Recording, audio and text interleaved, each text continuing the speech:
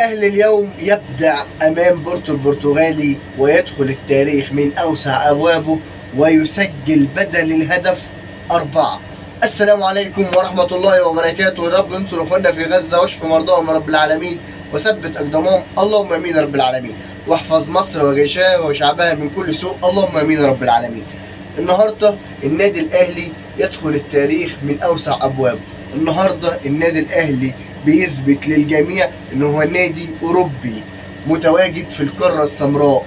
النادي الأهلي بيبدع ويثبت لجماهير العالم بالكامل احنا عندنا اسكواد ياكل الزلط. بيوجه رسالة لمصر: احذروا، الأهلي قادم إلى مصر لحصد جميع البطولات بسكواد مرعب بترسانة مسلحة ومدججة بأسلحة الدمار الشامل. الأهلي النهاردة يسجل رباعية في شباك البرتغالي، ولكن محمد الشناوي ومحمد هاني وأشرف داري اللاعب الدولي يرفضون وبشدة الفوز على بورتو البرتغالي ويطالبون بالتعادل.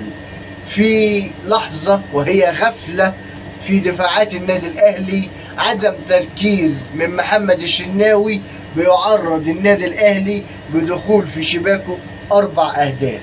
4 أهداف ساذجة، عبث كروي. قول زي ما انت عاوز تقول، قول. محمد الشناوي بيتفرج على 3 أهداف محققة في النادي الأهلي زينا زيه. كان بيشجع في المدرجات محمد الشناوي التي تكاسل لصد هذه الأهداف، أو بمعنى أوضح عجز عن صد هذه الأهداف بسبب قلة تركيزه، بسبب انشغاله لأهداف أخرى. محمد هاني أخطاء ذريعة من الظهير الأيمن بتاع النادي الأهلي. هل النادي الأهلي كان يجوز له المشاركة في كأس العالم للأندية بظهير أيمن مثل محمد هاني؟ هل النادي الأهلي يجوز له الفوز على بورتو البرتغالي وفي صفوفه أشرف داري اللاعب الدولي؟ الأهلي يضيع فرصة الصعود منه لدور ال16 بسبب ضربة جزاء ضائعة جعلت تريزيجيه طول البطولة مش موجود، فخلت تريزيجيه فقد تركيزه طوال البطولة. الأهلي يضيع أهداف محققة أمام إنتر ميامي، الأهلي يضيع أهداف محققة أمام بورتو البرتغالي، الأهلي يسجل رباعية ويضيع 10 أهداف. وسام أبو علي يدخل التاريخ من أوسع أبوابه. وسام أبو علي يسجل في أول هاتريك في بطولة كأس العالم للأندية بسبب وسام أبو علي وباقي اللاعيبة المركزين الممتازين. فرحوا جماهير النادي الأهلي، فرحوا جماهير الكرة المصرية، أبدعوا وحققوا مباراة للتاريخ، مباراة هي لا أروع ولا أحسن في تاريخ مباريات الأهلي في كأس العالم للأندية. وسام أبو علي انت شفت الهدف بتاعه الأولاني، هدف مزيكا، هدف لا أروع ولا أجمل. أما في ضربة الجزاء أنا عاوز أقف هنا عليها هنا شوية. شفت يا تريزيجيه ضربة الجزاء بتتشاط إزاي؟ بتتحط فين؟ بيتخرم بها الشبكة ولا ما بتخرمش بها الشبكة؟ لولاك يا تريزيجيه كنا دلوقتي في الدور ال16 نظرا للنتائج اللي بعدنا. لولا انانيتك يا تريزيجيه كان الاهلي صعد دور ال16. الاهلي مش هيعدي هذه الاحداث من فراغ. كابتن محمود الخطيب هيعاقب اللعيبه اقصى عقاب. رغم هذه المباراه رغم ان هم ابدعوا امام بورتو البرتغالي، رغم ما هم ابدعوا امام بورتو البرتغالي، هذا ليس مبرر، هذا ليس اعفاء من العقاب. في عقوبات مشدده فيه. نيجي بقى للهدف الثالث بتاع وسام ابو علي. الهدف الثاني اوفر يدرس في التاريخ على راس وسام ابو علي جون على طول. انا وقفت للحظه افكر مين اللي رفع الاوفر ده، مين اللي بعت العرضيه بالحلاوه والشياكه دي؟ محمد هاني اللي احنا ما بنشوفش منه الاوفرات ديت الا كل سنه مره. كل سنه مره محمد هاني يعمل اوفر. محمد هاني في تاريخه على مدار 10 سنوات مع النادي الاهلي عامل 29 اسيست، بالاسيست ده 30 اسيست، يعني على مدار كل سنه او كل موسم 3 أو 4 اسيستات. ما سمعناش عن اي عروض جت لمحمد هاني في هذه الفتره. كل ده بيوحي ان مش ده جناح او الظهير الايمن للنادي الاهلي اللي ينفع الاهلي يعتمد عليه بشكل صريح. المركز ده شهد ابطال زي ابراهيم حسن، زي سيد عبد الحفيظ، زي احمد فتحي، زي غيره وغيره وغيره. نيجي بقى لاضعف منظومه عند النادي الاهلي وهو الدفاع، وعلى راسهم محمد هاني واشرف داري المدافع الاجنبي الدولي الذي لعب سيمي فاينل في كاس العالم للمنتخبات. هو ده اشرف داري اللي احنا اول ما جبناه قلنا مفيش حد هيعدي منه في خط الدفاع، قلنا خلاص خط الدفاع النادي الاهلي مؤمن باشرف داري. ولا محمد الشناوي اللي كان بيتفرج على الكور وهي داخله فيه اكنه بيشجع، اكنه بيشاهد المباراه زينا زيه.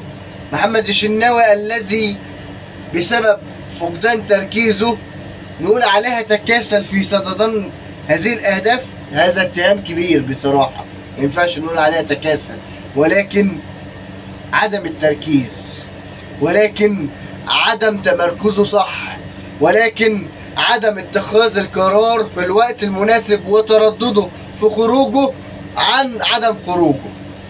محمد الشناوي يتسبب في دخول 3 أهداف في شباك النادي الأهلي. الهدف الرابع مش من محمد الشناوي. نيجي بقى ليحيى عطية الله، والحمد لله آخر مباراة مع النادي الأهلي ما استفادش منه بأي حاجة نهائي، ما قدمش كورة اللي كنا منتظرينها من يحيى عطية الله، من ظهير أيسر دولي زي يحيى عطية الله. نروح للترسانة، ترسانة الأسلحة المدججة التي ترعب أي حد قدامها. نبدأ بأليو ديانج. أليو ديانج ازاي يخرج من الأهلي أساسا من الأول؟ أليو ديانج ازاي ما كانش يشارك في المباراتين اللي فاتوا؟ ده كان أهم مباراة كان ممكن يشارك فيها أليو ديانج هو ماتش بالميراس، بالبنية الجسمانية بتاعته، باللياقة البدنية بتاعته. انت تشوف الاستخلاص بتاع الكرة بتاعته حاجة لا أروع ولا أجمل. استلام الكرة صح، الباص صح، الثرو بتاعه، يعدي 1 على 1. لا، أليو ديانج ما كانش ينفع يقعد، حاجة صعبة، حاجة مستحيلة. انا مش عارف المدرب كان في دماغه ايه ساعتها لما يقعد أليو ديانج زي ده. تخيل لما كان نص الملعب عند قدام بالميراس مروان، أليو ديانج، محمد بن رمضان. مروان انا اشهد له والكل يشهد له انه قدم مباراتين للتاريخ، سواء امام بورتو البرتغالي، سواء امام انتر ميامي وحط ميسي في جيبه، او سواء امام بالميراس. لاعب خيالي، لاعب كمان هو ما يقعدش هو كمان، انه يتقال عليه فعلا ان الاهلي فعلا عمل صفقات ناريه. صفقات ناريه ديت هتشمل 2 لعيبه عندنا، محمد علي بن رمضان واحمد سيد زيزو.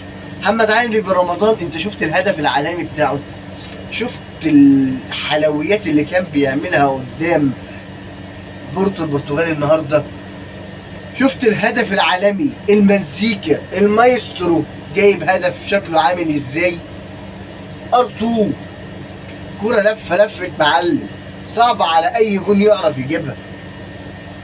ولا زيزو، حدث ولا حرج، زيزو عمل بطولة للتاريخ.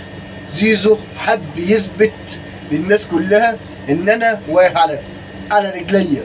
كنت تشوف زيزو، شفت حركات زيزو واستلامات زيزو وتحركاته في العمق، تحركاته من على الاطراف.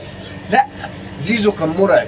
زيزو عامل ازعاج لدفاعات الثلاث فرق اللي لعبناهم، سواء انتر ولا بالميراس ولا بورتو. زيزو لولا انانيه بن شرقي كان زمانه سجل النهارده. بن شرقي جاي له 3 فرص محققين ضيعهم لوحده. قفشه اللي كان عاوز يجيب جون وهيموت ويجيب جون في كاس العالم للانديه ويعمل فينش كريستيانو، ربنا ما نولهالوش. كان في ايده يديها لزيزو ويحطها في جون. ولا انانيه جريتشار النهارده عمل اسوأ مبارياته مع النادي الاهلي. كان في ايده يخلي زيزو يسجل النهارده. تريزيجيه جاي النادي الاهلي السنه دي مش مركز. ده مش تريزيجيه اللي كان المنتخب مصر كان بيعتمد عليه كل وجزئي في تواجد محمد صلاح. ده مش تريزيجيه اللي كان شايل المنتخب في بعض من الاوقات في وجود محمد صلاح. ده مش مستوى تريزيجيه اللي كان منتظر في كاس العالم للانديه. تريزيجيه جاي عشان كاس العالم للانديه علشان يعمل طفره في هجوم النادي الاهلي وليس يعجز هجوم النادي الاهلي. تريزيجيه من بعد ضربه الجزاء الضائعه واحنا ما شفناهوش في البطوله، ما قدمش بجنيه للنادي الاهلي. حسين الشحات ده مش ده حسين الشحات اللي احنا رحنا جبناه من العين الاماراتي خالص، ولا مستواه، ولا ينفع يقعد مع النادي الاهلي تاني. لا هو ولا قفشه ما ينفعش. اخر موسم المفروض اساسا يتباع في الانتقالات الصيفيه ديت. لا قفشه ولا حسين الشحات ولا محمد هاني ولا اشرف داري ولا يحيى عطية الله. لازم ان في غربله. خسيري بيرو طلب ظهير ايمن للنادي الاهلي وطلب ظهير ايسر وطلب سيرد باك قلب دفاع النادي الاهلي. سيرد باك ياسين مرعي والاهلي داخل عليه بقوه. الظهير الايسر محمد شكري والاهلي داخل عليه بقوه وخلاص شبه خلصان او تقريبا خلصان ومستني الفرقه ترجع كمان. في 4 لعيبه على طاوله المفاوضات، الاهلي بيتفاوض مع واحد منهم في الظهير الايمن. هيجي يبقى اساس على محمد هاني. لولا دلعنا في هذه المجموعه وهي باشبه ما اسهل مجموعه في مجموعات كاس العالم للانديه، ان زماننا دلوقتي في دور ال16. لولا انانيه بعض اللاعيبه كان زماننا دلوقتي في دور ال16.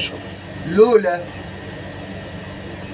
مرقعه بعض اللعيبه كان زمان الاهلي تاهل لدور ال16 وحصل على 9.5 مليون دولار، 7.5 الصعود و2 مليون الفوز. ولكن مفيش نصيب واحنا جايين تاني البطولة ديت 2029 بإذن الله. ولو وصلتوا معايا لحد هنا اشكروا الله وصلوا على النبي فضلا وليس امرا. اللايك بتاعك جميل، ولو مش مشترك في القناة اشترك علشان يوصلك كل جديد. والسلام عليكم ورحمة الله وبركاته.